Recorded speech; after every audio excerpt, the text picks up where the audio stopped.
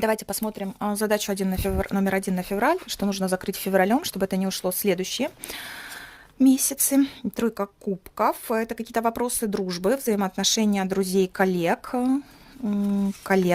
да, вопросы дружбы. Ну да, вот смотрите, тут может быть, смотрите, тут нужно решить вопрос, либо вы друзья, либо вы любовники, либо вы дружите, либо вы встречаетесь. То есть тут, смотрите, тут однозначно вопросы взаимоотношений, тут вообще другие вопросы не стоят, и две карты, оба про взаимоотношения. Просто это карта влюбленных, а это карта друзей.